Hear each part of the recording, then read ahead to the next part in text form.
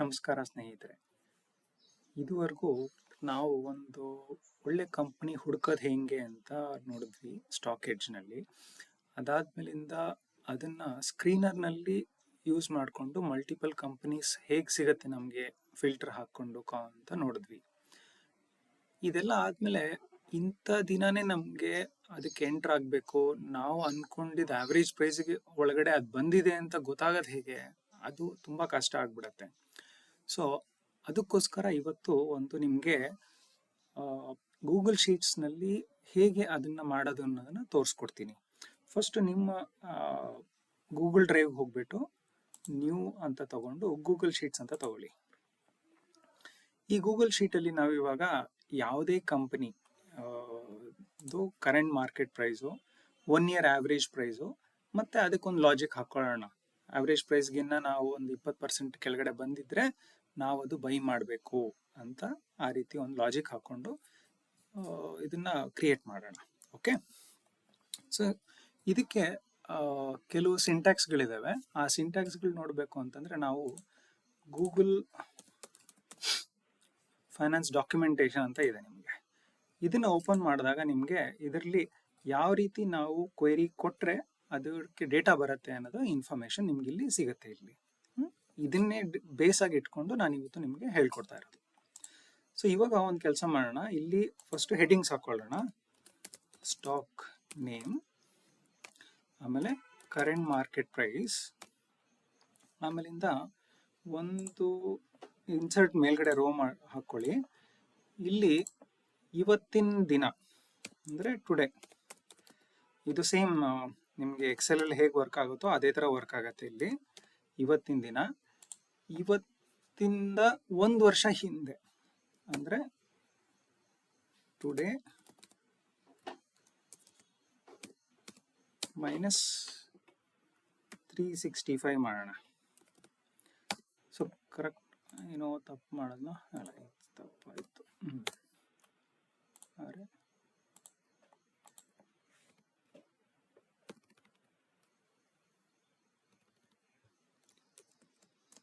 Minus 365. So ಕರೆಕ್ಟಾಗಿ 1 ವರ್ಷ ಹಿಂದೆ ಬಂದಿದೆ ಅಲ್ವ. ಇವಾಗ ಇದನ್ನ ಹೆಡ್ಡಿಂಗ್ ಕೊಟ್ಕೊಳ್ಳೋಕ್ಕೆ ಒಂದು ರೋ ಇಟ್ಕೊಂಡಿರೋಣ. ಇಲ್ಲಿ ನಾವು ಆವ್ರೇಜ್ ಪ್ರೈಸ್ ಕಂಡುಹಿಡಿಯೋಣ. ಇದ್ರದ್ದು ಆವ್ರೇಜ್ ಪ್ರೈಸು. ಅದಕ್ಕಿಂತ ಮುಂಚೆ ಇನ್ನೊಂದು ರೋ ಇಲ್ಲಿ ಹಾಕ್ಕೊಂಡು ಅಥವಾ ಇದನ್ನ ಸೈಡ್ಗೆ ಇಟ್ಕೊಳ್ಳೋಣ. 52 ವೀಕ್ ಹೈ ಮತ್ತೆ 52 ವೀಕ್ ಲೋ. ಇದರದ್ದು ನಮಗೆ ಡಿವಿಷನ್ ಮಾಡಿ ನೋಡೋಣ. 52 week high by low ratio ಆಯ್ತಾ. ಸೊ ಎಕ್ಸಾಂಪಲ್ಗೆ ಇವಾಗ ನಾನು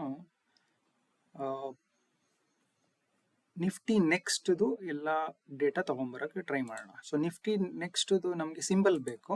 ಸೊ ಅದಕ್ಕೆ NSE ವೆಬ್ಸೈಟ್ ಹೋಗೋಣ.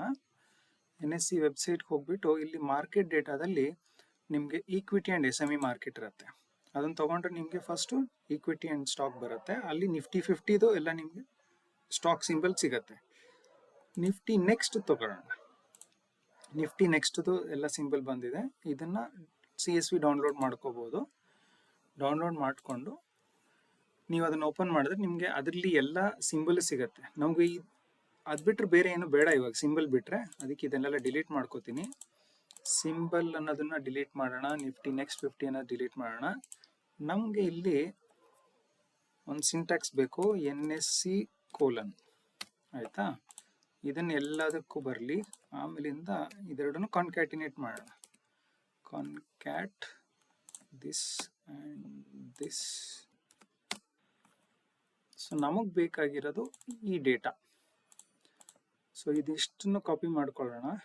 ನಿಫ್ಟಿ ನೆಕ್ಸ್ಟ್ 50 ಕಾಪಿ ಮಾಡಿಕೊಂಡು ನಮ್ಮ ಗೂಗಲ್ ಶೀಟಿಗೆ ಬಂದು ಸ್ಟಾಕ್ ನೇಮ್ನಲ್ಲಿ ಅದನ್ನು paste special as values only ಮಾಡೋಣ. ಸೊ ಇವಾಗ ನಮಗೆ ಸ್ಟಾಕ್ ಸಿಂಬಲ್ ಎಲ್ಲ ರೆಡಿ ಆಯ್ತು ಇವಾಗ. ಸೊ ಇವಾಗ ನಾವು ಗೂಗಲ್ಗೆ ಈ ಸ್ಟಾಕ್ದು ಪ್ರೈಸ್ ಕೊಡು ಅಂತಂದರೆ ನಮಗೆ ಡೈರೆಕ್ಟಾಗಿ ಬರುತ್ತೆ. ಇವಾಗ ಈಕ್ವಲ್ಸ್ ಹಾಕ್ಬಿಟ್ಟು ಗೂಗಲ್ ಫೈನಾನ್ಸ್ ಟ್ಯಾಬ್ ಒತ್ತಿದ್ರೆ ಬರುತ್ತೆ. ಟಿಕ್ಕರ್ ಅಂತಂದರೆ ಯಾವುದು ಸ್ಟಾಕ್ ಅಂತ, ಈ ಸ್ಟಾಕ್ದು ಕಾಮ ನಮ್ಗೇನು ಬೇಕಾಗಿರೋದು ಪ್ರೈಸ್. ಸೊ ಇವಾಗಿನ ಪ್ರೈಸ್ ಎಷ್ಟು ಅಂತ ಕೇಳುತ್ತಾ ಇದ್ವಿ. ಸೊ ಪ್ರೈಸ್ ಲೋಡ್ ಆಯಿತು, ಡೈರೆಕ್ಟಾಗಿ ಬಂದ್ಬಿಡುತ್ತೆ ನಿಮ್ಗೆ ಇವಾಗ. ಓಕೆ, ಅದೇ ಥರ 52 ವೀಕ್ ಹೈ.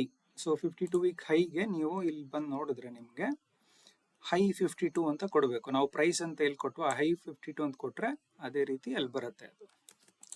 ಸೊ ಇಲ್ಲಿ ತಿರ್ಗಾ ಗೂಗಲ್ ಫೈನಾನ್ಸ್ ಈ ಟಿಕ್ಕರ್ದು ಅಥವಾ ಸ್ಟಾಕ್ದು ನಮಗೆ ಬೇಕಾಗಿರೋದು ಹೈ 52.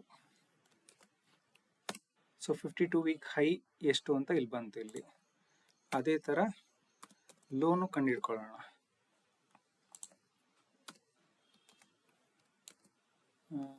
ಇಲ್ಲಿ ಲೋ ಅಂತ ಹಾಕಬೇಕು.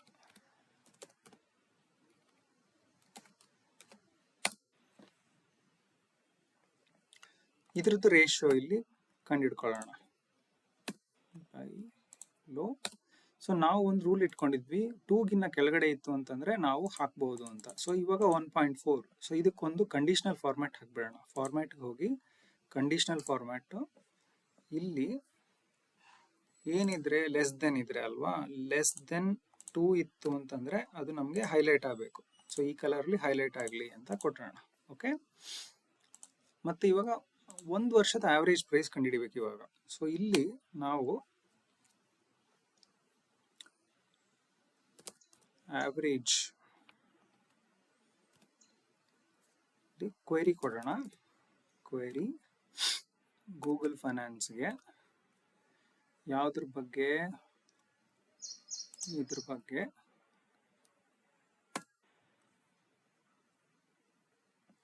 ಏನು ಬೇಕಾಗಿರೋದು ನಮಗೆ, ಕ್ಲೋಸ್ ಪ್ರೈಸ್ ಬೇಕಾಗಿರೋದು. ಕ್ಲೋಸ್ ಪ್ರೈಸ್ದು ನಮಗೆ ಬೇಕಾಗಿರೋದು.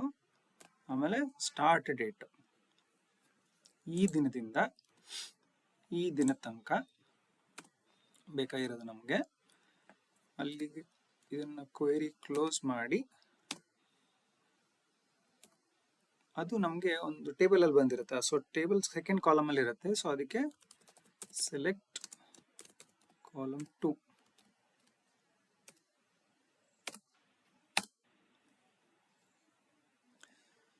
ಸೊ ಇವಾಗ 1168.45 ಅಂತ ಬಂತು. ಇವಾಗ ಇದು ಕರೆಕ್ಟ್ ಹೌದೋ ಇಲ್ವೋ ಅಂತ ಒಂದ್ಸತಿ ರೀಕನ್ಫರ್ಮ್ ಮಾಡ್ಕೊಂಡ್ಬಿಡೋಣ, ನಾವು ಮಾಡ್ತಾ ಇರೋದು ಕರೆಕ್ಟೋ ಇಲ್ವೋ ಅಂತ. ಇವಾಗ ಚೋಲೋ ಫೈನಾನ್ಸ್ಗೆ ಹೋಗೋಣ.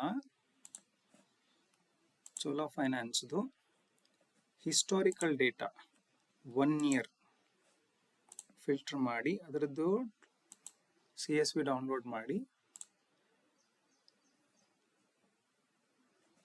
ಸೊ ಕ್ಲೋಸ್ ಪ್ರೈಸ್ ಮೇಲೆ ನಾವು ಆವರೇಜ್ ಹುಡುಕ್ತಾ ಇರೋದ್ರಿಂದ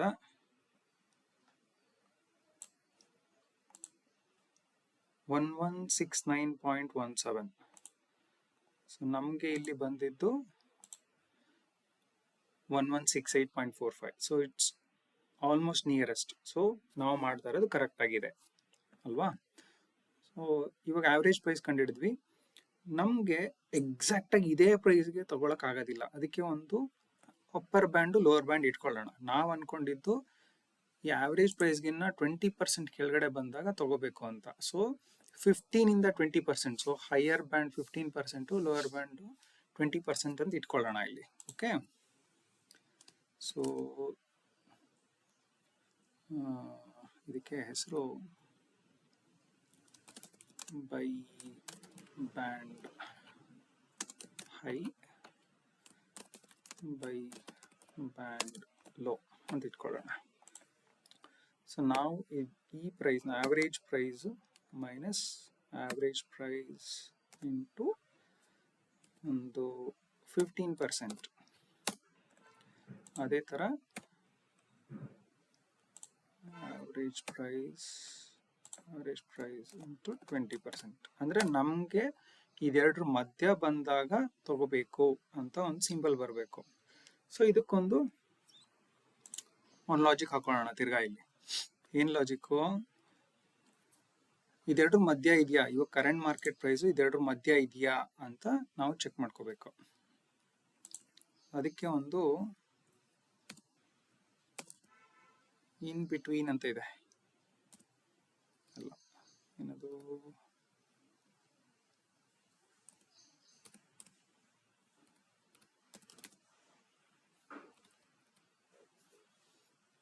ಮಧ್ಯಕ್ಕೆ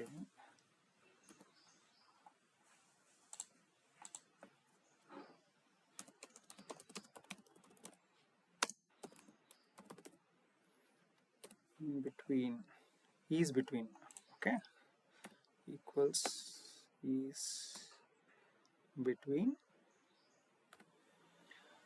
ವ್ಯಾಲ್ಯೂ ಟು ಕಂಪೇರ್. ಏನೇನು ಕಂಪೇರ್ ಮಾಡಬೇಕು? ನಮಗೆ ಕಂಪೇರ್ ಮಾಡಬೇಕಾಗಿರೋದು ಈ ಕರೆಂಟ್ ಮಾರ್ಕೆಟ್ ಪ್ರೈಸ್, ಅದರದ್ದು ಲೋವರ್ ವ್ಯಾಲ್ಯೂ ಎಷ್ಟು? ಲೋವರ್ ವ್ಯಾಲ್ಯೂ ಇದು. ಹೈಯರ್ ವ್ಯಾಲ್ಯೂ ಎಷ್ಟು? ಹೈಯರ್ ವ್ಯಾಲ್ಯೂ ಇದು. ಆಯ್ತಾ? ಸೊ ಇಲ್ಲಿಗೆ ನಾವು ಕ್ಲೋಸ್ ಮಾಡಿದ್ರೆ ಅದು ಫಾಲ್ಸ್ ಟ್ರೂ ಅನ್ನೋ ಅಂತ ತೋರಿಸುತ್ತೆ ನಮಗೆ. ಆಯ್ತಾ? ಇದು ಟ್ರೂ ಬರಬೇಕು ಅಂತಂದ್ರೆ ಇದೆರಡರ ಮಧ್ಯ ಈ ವ್ಯಾಲ್ಯೂ ಇರಬೇಕು. ಇವಾಗ ಅದನ್ನು ಒಂದ್ಸತಿ ಚೆಕ್ ಮಾಡ್ಕೊಂಡ್ಬಿಡೋಣ.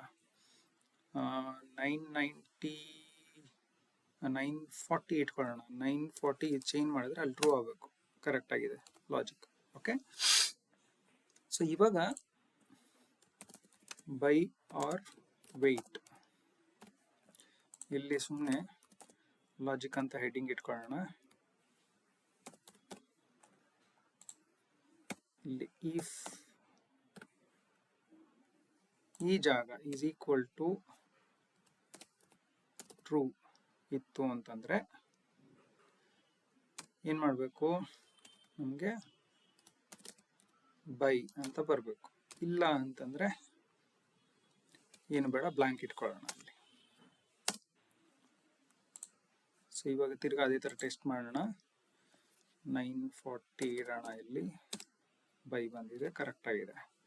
ಸೊ ಇಲ್ಲಿ ಇವಾಗ ತಿರ್ಗಾ ಇನ್ನೊಂದ್ಸತಿ ಫಾರ್ಮ್ಯಾಟ್ ಮಾಡ್ಕೊಳ್ಳೋಣ. ಇವಾಗ ಕಂಡೀಷನಲ್ ಫಾರ್ಮ್ಯಾಟಿಂಗು, ಆ ಸೆಲ್ನಲ್ಲಿ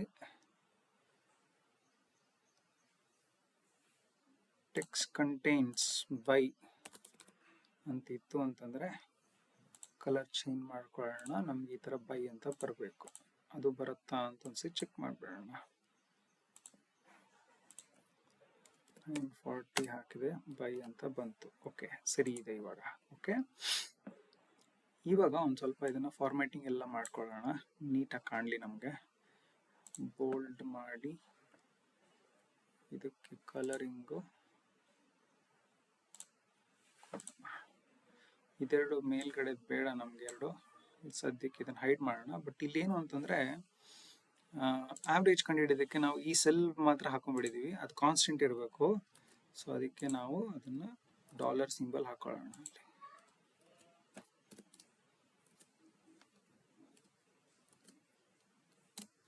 ಆಯ್ತಲ್ವಾ? ಸೊ ಇವಾಗ ಇದೆಲ್ಲ ತಗೊಂಡು ನಮ್ಗೆ ಅಷ್ಟಕ್ಕೂ ಬೇಕು ಅಂದ್ರೆ ಸುಮ್ಮನೆ ಇಲ್ಲಿ ಡಬಲ್ ಕ್ಲಿಕ್ ಮಾಡಿ ಹೈಲೈಟ್ ಮಾಡ್ಬಿಟ್ಟು ಎಲ್ಲದಕ್ಕೂ ಲೋಡ್ ಆಗತ್ತೆ.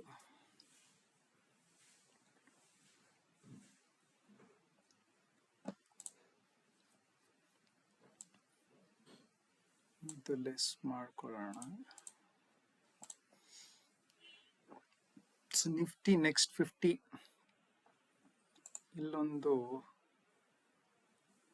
ಕಾಲಮ್ ಹಾಕೊಂಡು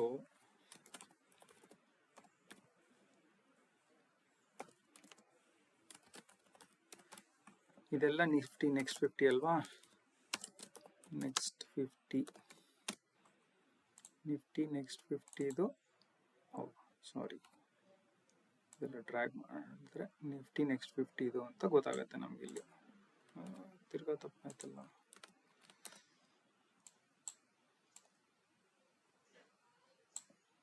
ಓಕೆ, ಸೊ ಇವಾಗ ನೋಡಿದ್ರೆ ಯಾವುದು ನಮಗೆ 20% ಡೌನ್ ಇಲ್ಲ ಅಂತ ಇಲ್ಲಿ ಕ್ಲಿಯರ್ ಆಗಿ ಇಂಡಿಕೇಶನ್ ನಮಗೆ ಗೊತ್ತಾಗ್ತಾ ಇದೆ. ಇವಾಗ ಬಂದಾಗ ಅದು ನಮಗೆ ಗೊತ್ತಾಗತ್ತೆ ಇಲ್ಲಿ. ಸೊ ಇದನ್ನ ಹೇಗೆ ಯೂಸ್ ಮಾಡೋದು ಅಂತಂದ್ರೆ, ನೀವು ತಗೊಳಕ್ಕಿಂತ ಮುಂಚೆ first 52 week high by low ಇದೆಯಾ ಅಂತ ಚೆಕ್ ಮಾಡ್ಕೊಳ್ಳಿ.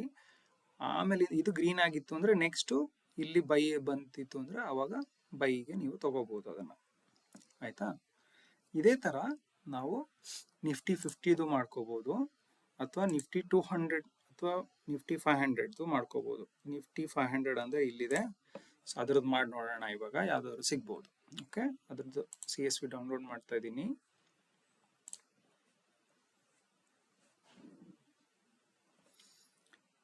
ಇದೆಲ್ಲ ಬೇಡ, ನಮಗೆ ಡಿಲೀಟ್ ಮಾಡೋಣ.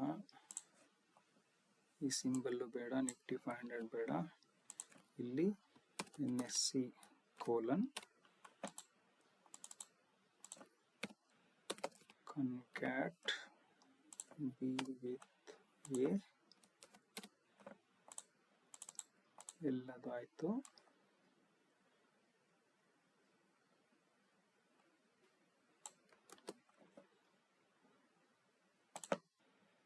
ಸೊ ಇಲ್ಲಿ ಕೆಳಗಡೆ ಬಂತು, ಬೇಕಾದ್ರೆ ನಿಫ್ಟಿ 500 ಸಪ್ರೇಟ್ ಆಗಿ ಹಾಕೊಳ್ಳಿ. ವ್ಯಾಲ್ಯೂಸ್ ಓನ್ಲಿ ಇದು ನಿಫ್ಟಿ 500.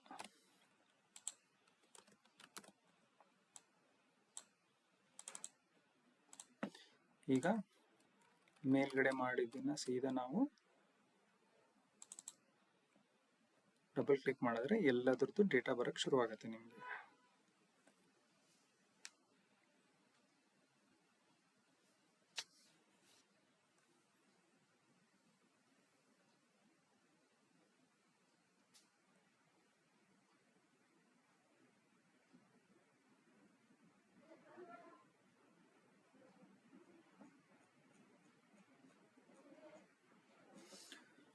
ಸೊ ಆವರೇಜ್ ಪ್ರೈಸ್ಗಿನ್ನ ಇಲ್ಲಿ ಯಾವುದು ಡೌನ್ ಆಗಿಲ್ಲ. ಇವಾಗ ಆವರೇಜ್ ಪ್ರೈಸ್ ಹತ್ರ ಇರ್ಬೋದು ಕೆಲವು, ಅಥವಾ ಆವರೇಜ್ ಪ್ರೈಸ್ಗಿನ್ನ ತುಂಬಾ ದೂರನೂ ಇರ್ಬೋದು.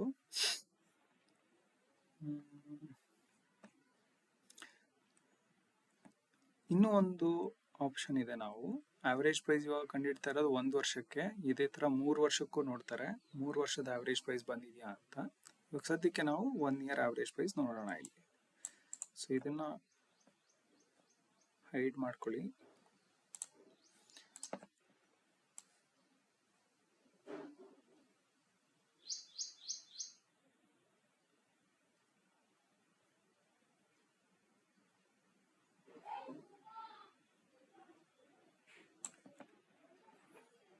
ಟೇಬಲ್ ಒಂದು ಹಾಕೊಂಡ್ರೆ ನಮಗೆ ನೀಟಾಗಿ ಕಾಣುತ್ತಿದೆ ಇವಾಗ. ಸೊ ನೀವು ವಾರದಲ್ಲಿ ಒಂದಿನ ಅಥವಾ ಯಾವಾಗಲಾದ್ರೂ ನಿಮಗೆ ಟೈಮ್ ಸಿಕ್ಕಿದಾಗ ದಿನದಲ್ಲಿ ಒಂದ್ಸತಿ ಇದನ್ನ ಓಪನ್ ಮಾಡಿ ನೋಡಿದ್ರೆ ನಿಮಗೆ ಕ್ಲೀನಾಗಿ ಗೊತ್ತಾಗತ್ತೆ. ಇವತ್ತಿನ ವಿಡಿಯೋ ಇಲ್ಲಿಗೆ ಕ್ಲೋಸ್ ಮಾಡ್ತೀನಿ. ಧನ್ಯವಾದಗಳು.